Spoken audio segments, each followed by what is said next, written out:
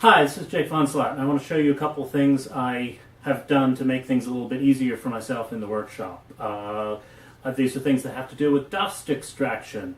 What I used to do is roll around a big shop vac and hook it up to each of the machines as I was using them, and it was constantly getting in the way, and it was never where I needed it to be, and it was just a pain in the ass. It was loud, too. What I realized is that I was finding a steady supply of domestic vacuum cleaners from our town dump. So I started collecting them and dedicating a vacuum cleaner to each of my tools. So here on the table saw, I've got an Electrolux canister vacuum, and it is permanently attached here using a rubber plumbing adapter to the bandsaw, and the switch in the bandsaw actually has enough of a current rating, so I was able to simply wire the vacuum cleaner in so it operates with the bandsaw. So easy as can be, no more lugging around the shop vacuum.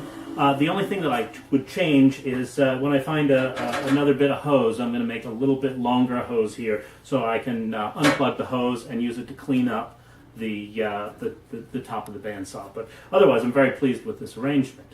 Let me show you my table saw now. The table saw was a little bit more complicated. Now, I had already sealed it up. I used a spray can foam to seal the top between the body and the table, and covered the base in plexiglass and taped it up with duct tape to seal it. So when I hooked up the shop vac, it would pull everything down through the table. So the change that I made is I extracted the vacuum motor from a Sears Kenmore canister vacuum, and I attached it to the side of the table saw. I cut a hole in the side, and I mounted a steel panel here.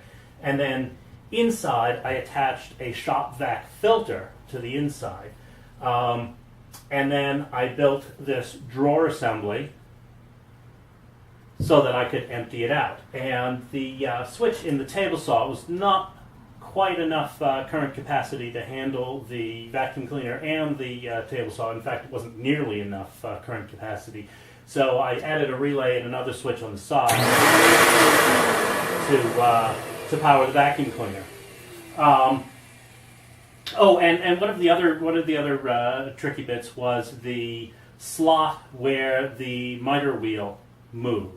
And that I covered with this piece of magnet. This is a sign from a Comcast contractor. I found it laying in the road, and cut that up, and that is just the ticket to cover that slot. So I'm very, very pleased with the way this has worked out, and it is so much more convenient than rolling that shop vac around.